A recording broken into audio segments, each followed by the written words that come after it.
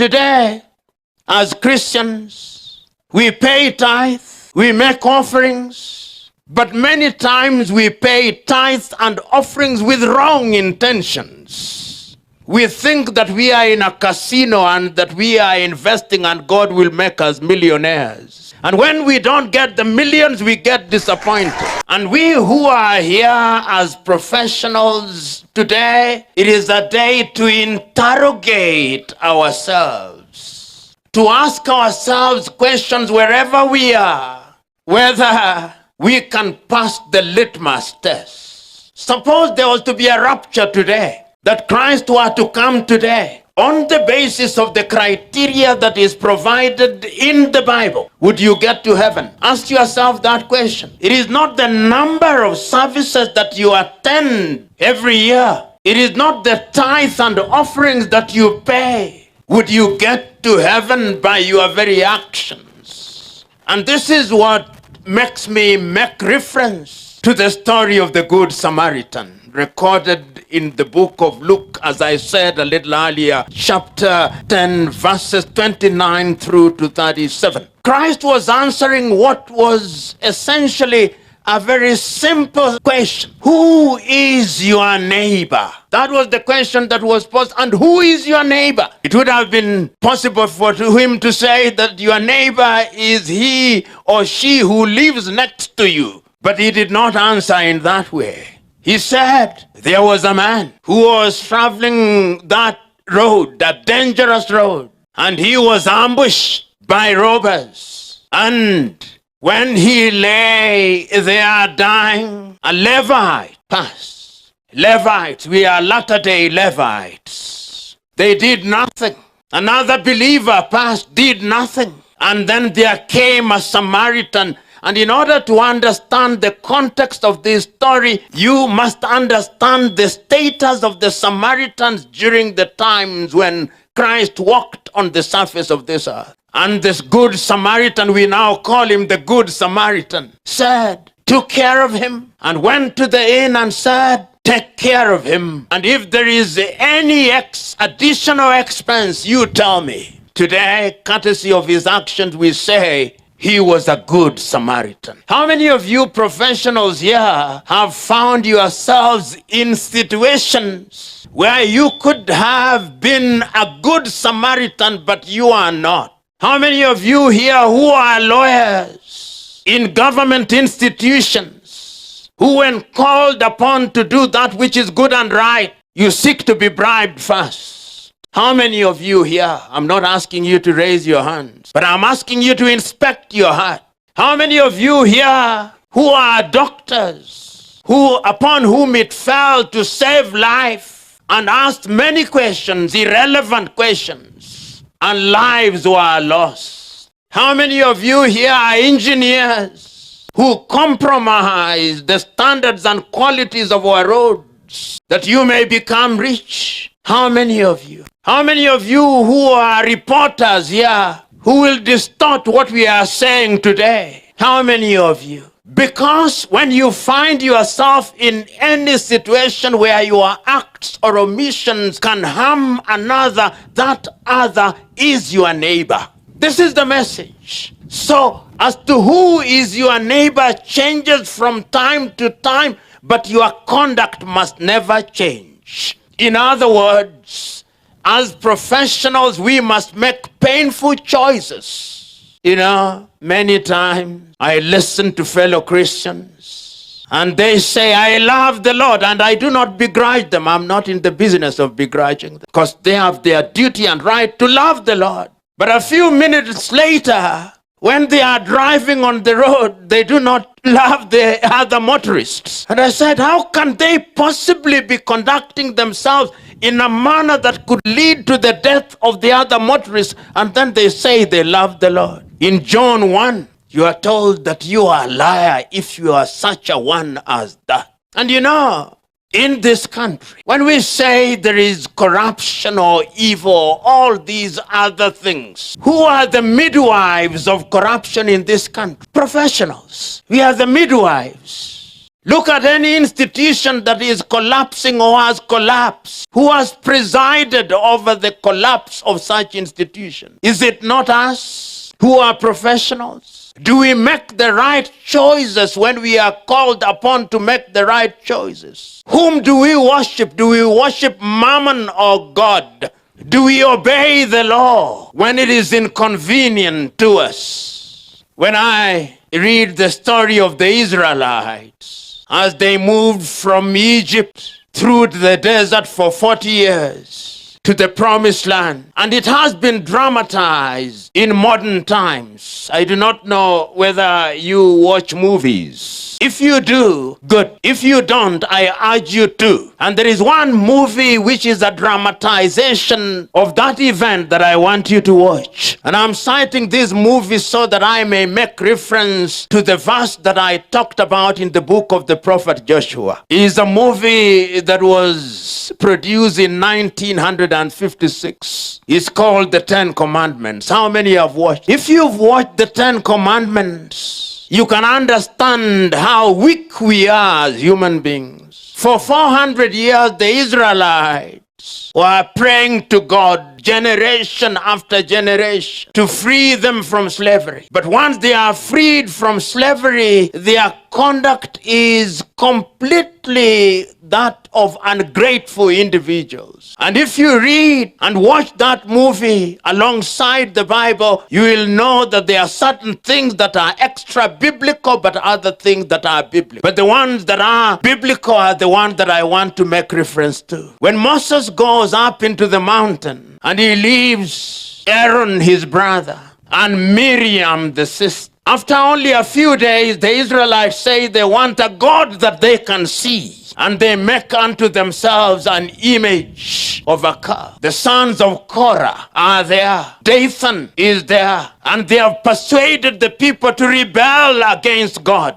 And when he comes down now in the dramatization, he comes down with the tablets of the law, and the people have rebelled. And one of them, I think it is Korah, who says, "You have made unto yourselves laws that you may become a prince over us. We are free." But Moses says, no, there is no freedom outside of the law. Freedom must be within the law. And that is why, therefore, as professionals, we must be bound by certain ethics. We must have certain taboos, the things that we do not do and the things that we do. And these taboos are the ones that will prevent us from doing things that are not in the best interest of our country and our society. In other words, as professionals, we are enjoined to make choices. But which choices do we make?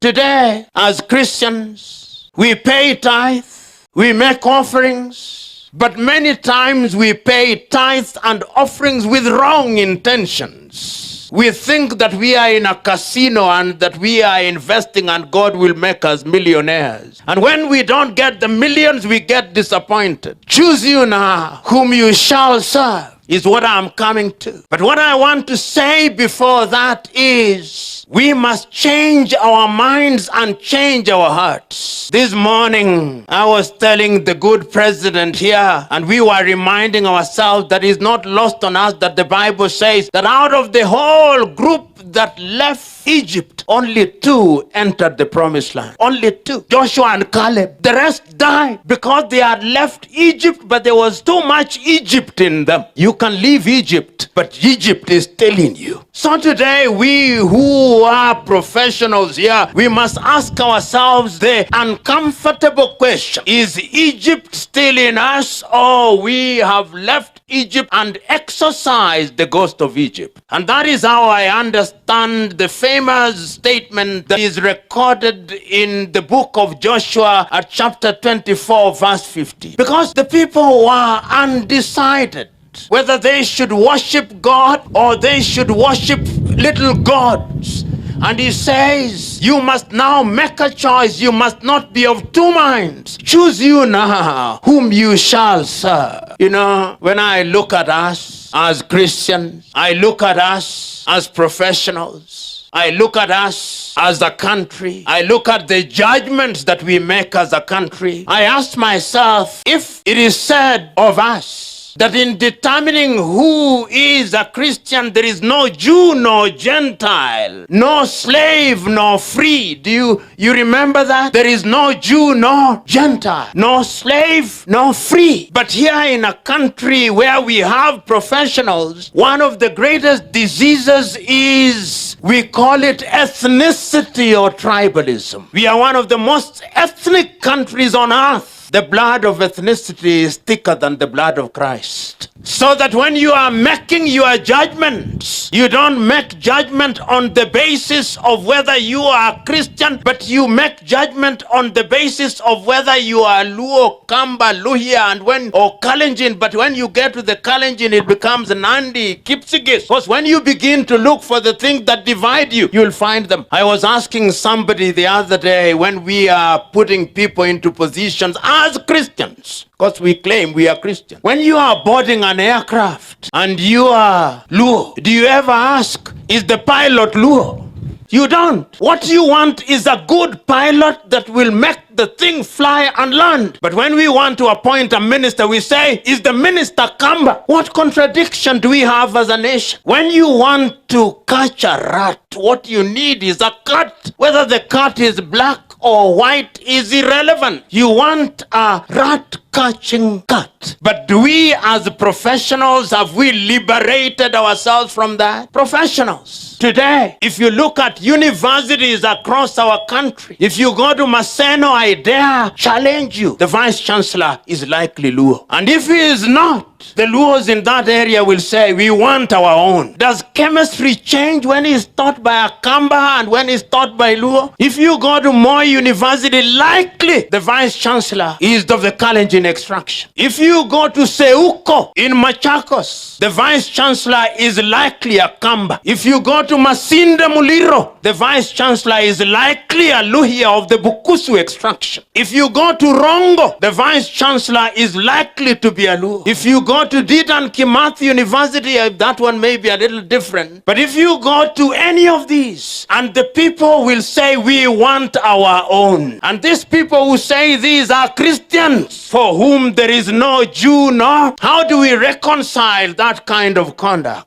When you want to have the head of the Moi teaching and referral, you want a Kalenjin, but when you are dying, you want an oncologist. How do you reconcile that? We must make a choice, but we are not making those choices as Christians who are Kenyans, because we want to be nice to each other. Until the day that we are capable of liberating ourselves from these basic instincts, our countries will never realize their potential. And I'm urging you that we as a Christian body, we must now ask ourselves uncomfortable questions in order to give meaning to our Christianity. You know, I now know churches, and there is a very good friend of mine who is an archbishop of the Catholic Church. For the moment, the Catholic Church is doing a very good job. They appoint them differently. But I know a church, which I will not name, because you may recognize it, and I want to be politically correct, in which you cannot be a bishop unless you are an aborigine of that area. We have now put Christ and God into ethnic pigeonholes. And it is we professionals who preside over that. If you go to different parts of Kenya, you are in West Pokot, you are in Elgeyo Marakwet, you are in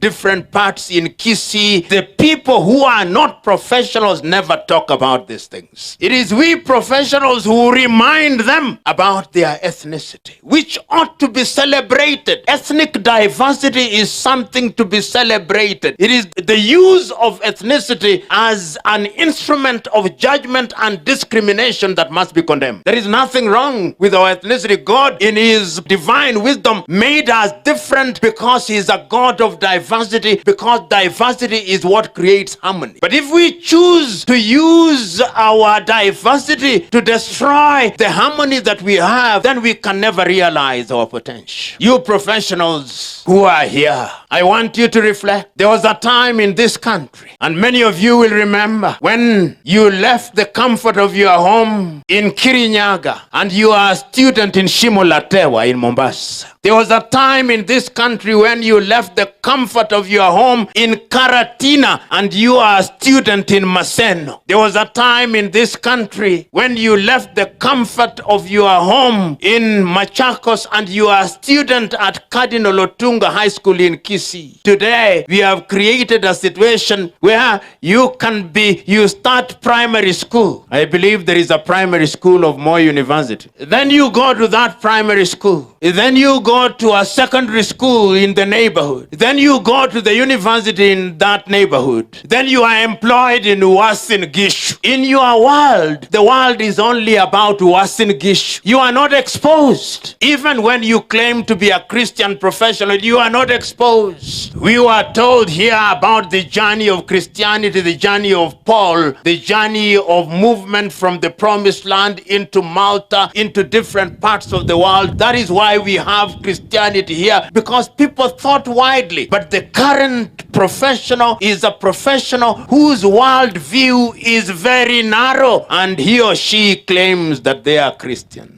Do you sometimes wonder why, therefore, we pray and fast and the things that we ought to get, we don't get? Because praying and fasting without belief is superstition. That is how I then want to make reference to the book of Matthew. Matthew's chapter 25, verses 14 through to 30. You remember the story of that great man, if he was great in his days. The Bible records that there was this great man, a rich man, who was going away for some time, and then what he did was to give to his workers according to their ability. One he gave 5 talents, another one he gave 2 talents, and another one he gave 1 talent. And do you remember that when he had gone out for a long time, he came back, and to the one that he had given 5 talents, he asked, Master, he told him, Master, you gave me 5 talents, I've worked the 5, and here are my 5. Therefore there were 10. And to the one that he gave 2, he said, Master, I've worked the 2, and they are now 4. And he said, good worker. And to the one that he gave 1, he said, I know you. You are in the business of reaping where you have not sown, not his words, but my words. And then the Bible records and says, and to those who do not have, even the little they have shall be taken away from them, and it shall be given to those who have. As professionals, how do we use our professionalism to multiply what we have for the general good? Today in Kenya,